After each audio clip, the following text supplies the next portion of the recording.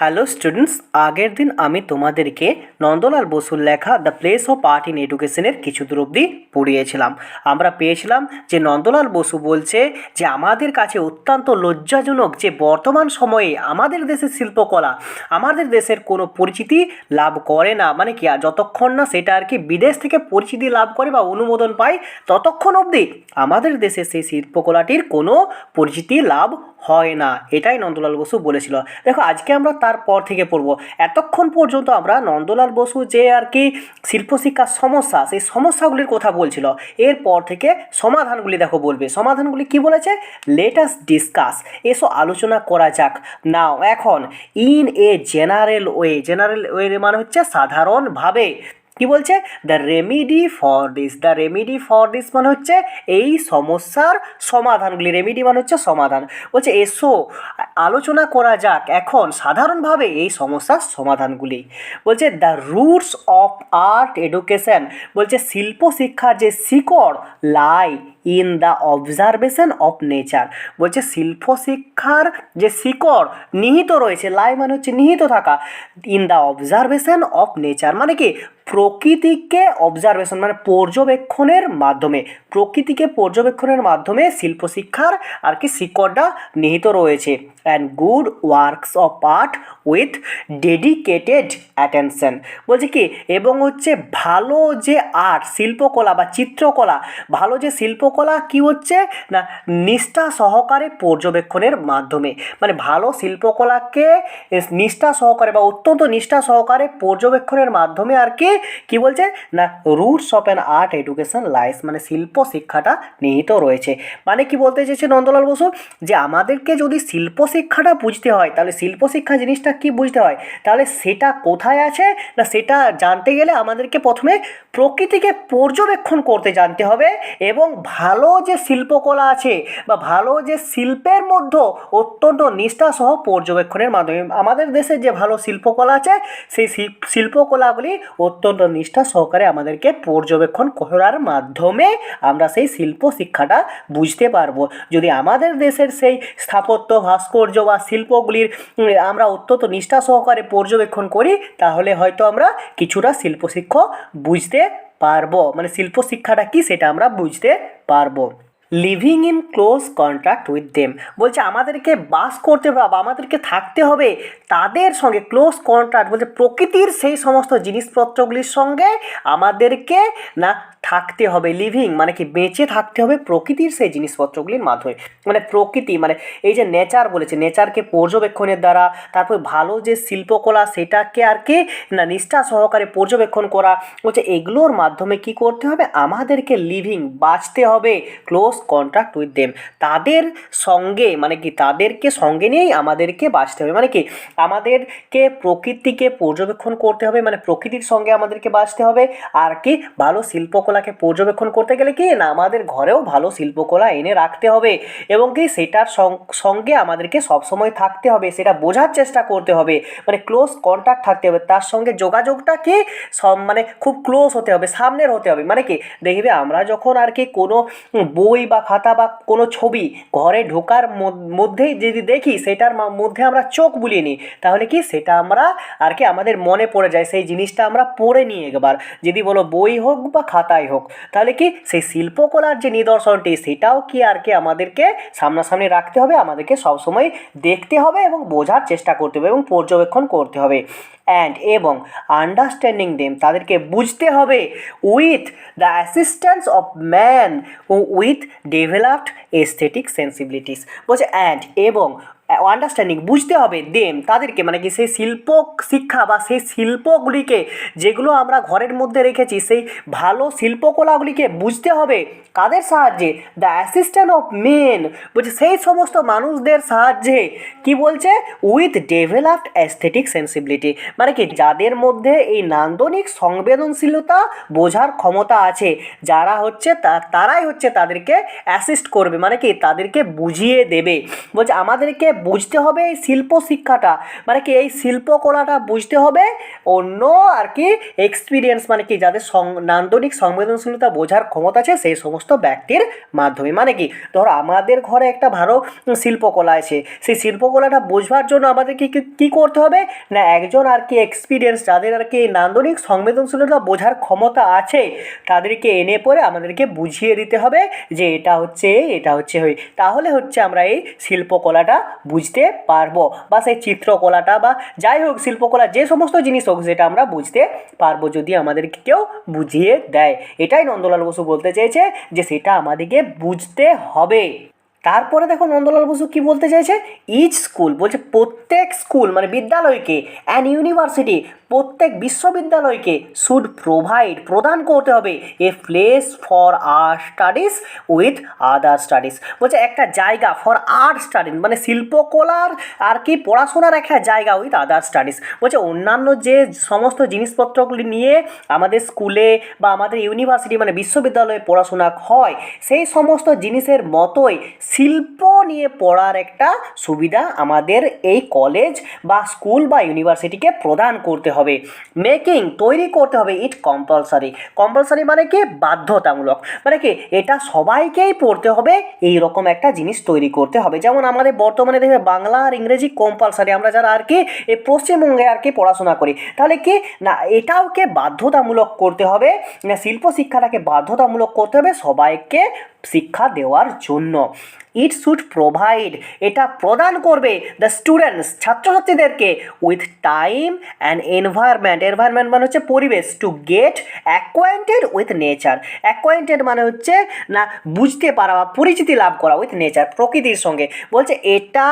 প্রকৃতিকে ভালোভাবে বুঝতে তাদেরকে সাহায্য করবে, এটা তাদেরকে প্রোভাইড মানে প্রদান করবে ছাত্রছাত্রীদেরকে, এটা প্রদান করবে শিল্প শিক্ষাটা প্রদান করবে না টাইম অ্যান্ড এনভায়রনমেন্ট মানে কি উইথ দ্য টাইম মানে সেই সময়ে প্রকৃতির পরিবেশটাকে বুঝতে আর কি সাহায্য করবে, বা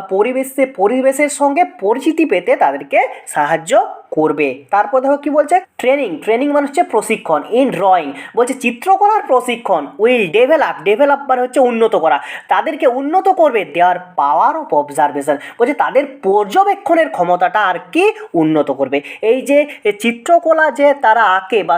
ছবি যে যারা আঁকে তাদের ক্ষেত্রে কি হয় না, তাদের যে অবজারভেশন তাদের যে পর্যবেক্ষণের ক্ষমতাটা, ছবি আঁকার সময় দেখবে আমরা দেখি ভালো করে সেই মানুষটাকে বা সেই জিনিসটাকে অবজার্ভ করে তারপরে দেখবে ছবিটাকে, বলছে এই ছবি আঁকাটা হচ্ছে সেই স্টুডেন্টদের সেই ছাত্রছাত্রীদের কি করবে না অবজারভেশন পর্যবেক্ষণের ক্ষমতাটাকে আরও বাড়িয়ে তুলবে। অ্যান্ড এবং দিস ইন্ট্রান এটাই প্রকৃতপক্ষে উইল গিভ দেম তাদেরকে দেবে বেটার ইনসাইট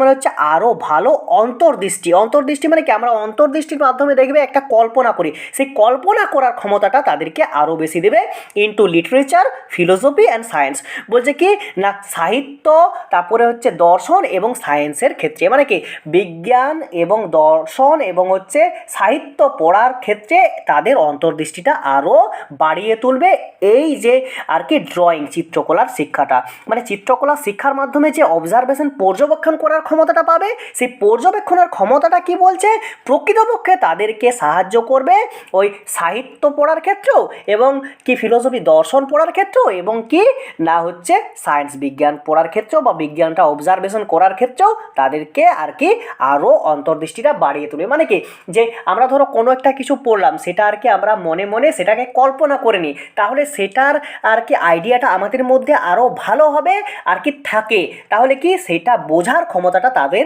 আরও ভালোভাবে বেড়ে উঠবে বা আরও ভালোভাবে তৈরি হবে এই চিত্রকলার শিক্ষাটা। দেখো তারপরে কি বলছে, it will be wrong on our part to expect, বলছে এটা হবে আমাদের ভুল বা এটা প্রকৃতপক্ষে আমাদের আশা করাটা ভুল হবে, মানে কি আমাদের কাছ থেকে এটা আশা করাটা ভুল হবে কোনটা দেখো বলেছে তারপরে, হাউএভার যাই হোক that the provision of facilities for art studies in an institution will make all it's student artist, বলছে প্রভিশন মানে হচ্ছে ব্যবস্থা, ফ্যাসিলিটিস মানে হচ্ছে সুযোগ, বলছে আমাদের যে আর কি ইনস্টিটিউশন বা শিক্ষা প্রতিষ্ঠান আছে সেই প্রতিষ্ঠান যদি শিল্পশিক্ষার সমস্ত আর কি সুযোগ বা ব্যবস্থা করে দেয়, তাহলেও কিন্তু আমাদের এটা ভাবনাটা ভুল হবে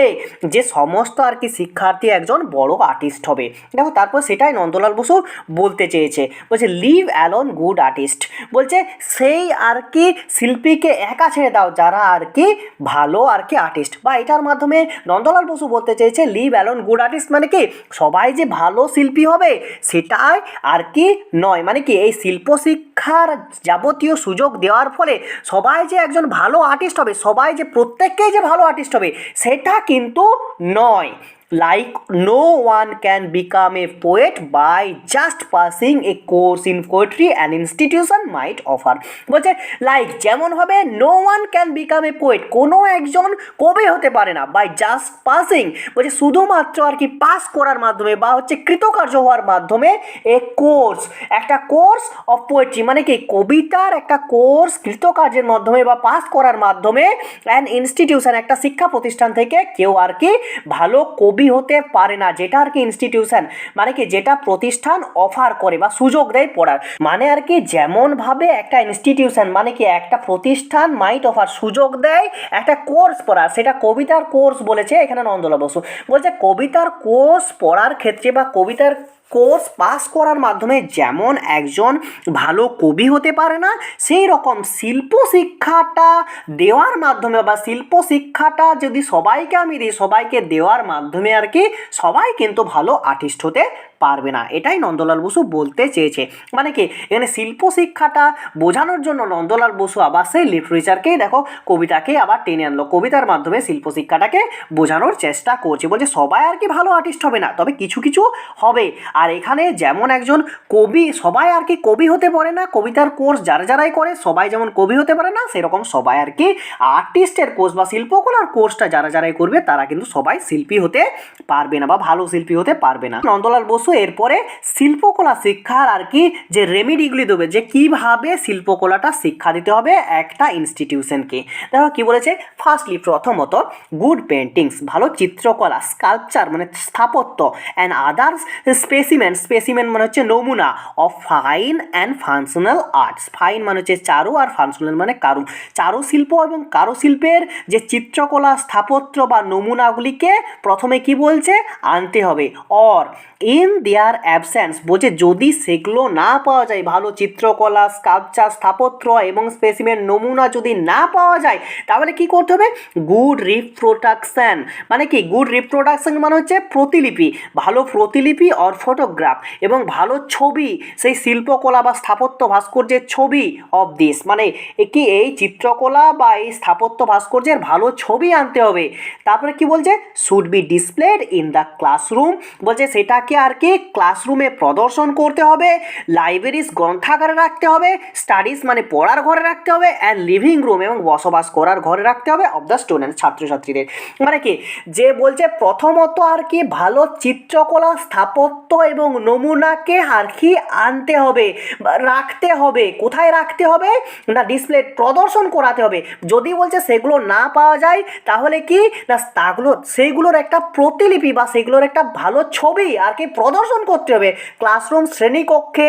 গ্রন্থাগারে এবং কি বলছে স্টাডিজ পড়ার ঘরে এবং লিভিং রুম বসবাস করার ঘরে একটা ছাত্রছাত্রী মানে ছাত্রছাত্রীকে সেই রকম সুযোগ সুবিধাগুলো দিতে হবে, মানে কি সেই জিনিসগুলোর প্রতি অ্যাকোয়েন্টেড করাতে হবে, ভালো চিত্রকলা স্থাপত্য এবং নমুনাগুলিকে ভালো করে প্রত্যেক জায়গায় আর কি তাদেরকে দেখাতে হবে। বলছে যদি সেগুলি না পাওয়া যায় তাহলে কি সেগুলোর একটা ফটোকপি বা সেগুলোর প্রতিলিপি আনতে হবে এবং সেগুলিকে স্টুডেন্টদেরকে ডিসপ্লে করাতে হবে প্রদর্শন করাতে হবে। তারপর দেখো কি বলছে secondly we should get well qualified people to write readable books on art with good reproduction and historical tracts in ample measures, মানে কি বলতে চাইছে দ্বিতীয়ত we should get well qualified people, বলছে আমাদেরকে নিতে হবে কি ওয়েল কোয়ালিফাইড সুশিক্ষিত আর কি পিপল সেই সুশিক্ষিত ব্যক্তিদেরকে টু রাইট রিডেবল বুকস, মানে কি একটা আর কি পঠন পাঠন যোগ্য যোগ্য একটা বই লেখার অন আর্ট, মানে কি শিল্পকলা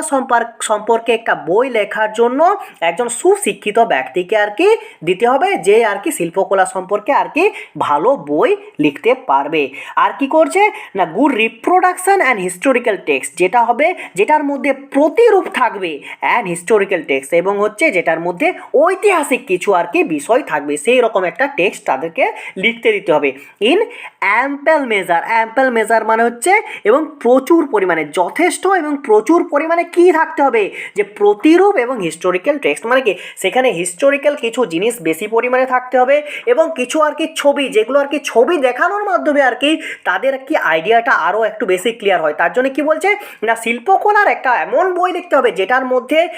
খুব বেশি পরিমাণে, অ্যাম্পেল মেজার মানে হচ্ছে এবং প্রচুর পরিমাণে, কি যথেষ্ট এবং প্রচুর পরিমাণে, যথেষ্ট এবং প্রচুর পরিমাণে সেটার মধ্যে ছবি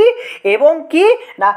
ঐতিহাসিক জিনিসপত্র সেটার মধ্যে থাকবে। ঐতিহাসিক জিনিসপত্র মানে কি ঐতিহাসিক স্থাপত্য এবং ভাস্কর্যের ছবি আর কি যে বইটার মধ্যে থাকবে, তাহলে স্টুডেন্টদের সেটা বুঝতে সুবিধা হবে। তারপর দেখো কি বলছে, থার্ডলি, তৃতীয়ত, students should be introduced through film to selected example of art in this country and elsewhere from time to time। বলছে স্টুডেন্টস শুড বি ইন্ট্রোডিউস,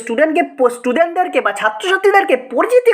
করাতে হবে থ্রু ফিল্মস মানে হচ্ছে ভালো মুভি বা চিত্রের মধ্যে আর কি তাদেরকে আর কি অ্যাকোয়েন্টেড করাতে হবে, পরিচিতি লাভ করাতে হবে বা ইন্ট্রোডিউস করতে হবে সিলেক্টেড এক্সাম্পল অফ আর্ট, যেটার মধ্যে আর কি সিলেক্টেড মানে কি শিল্পকলার একটা আর কি এক্সাম্পল মানে কি শিল্পকলার উদাহরণ আছে, সেই সমস্ত আর কি মুভি তাদেরকে দেখাতে হবে। অফ দিস কান্ট্রি, আমাদের দেশের সেই মুভিও হতে পারে, অ্যান্ড এলসওয়ের মানে কি বাইরেরও মুভি হতে পারে, ফ্রম টাইম টু টাইম, বলছে নির্দিষ্ট সময় অন্তর অন্তর, মানে ছাত্রছাত্রী যারা রয়েছে তাদেরকে আর কি নির্দিষ্ট সময় অন্তর অন্তর ভালো মুভি দেখাতে হবে, যেটার মধ্যে শিল্পকলার নিদর্শন থাকবে, এবং সেটা আমাদের দেশেরও হতে পারে এবং বাইরের দেশেরও হতে পারে। তাহলে মুভি দেখলে কি হবে, অডিও ভিজুয়াল হবে, সেই জিনিসটা ভালোভাবে জানতে পারবে এবং সেই জিনিসটা জানার আগ্রহটা আরও তাদের মনে জেগে উঠবে। তার জন্য কি বলছে, নির্দিষ্ট সময় অন্তর অন্তর তাদেরকে ভালো মুভি দেখাতে হবে। তাহলে স্টুডেন্টস আজকে এই অবধি থাক, পরের দিন আমি তোমাদেরকে এরপরে যে আর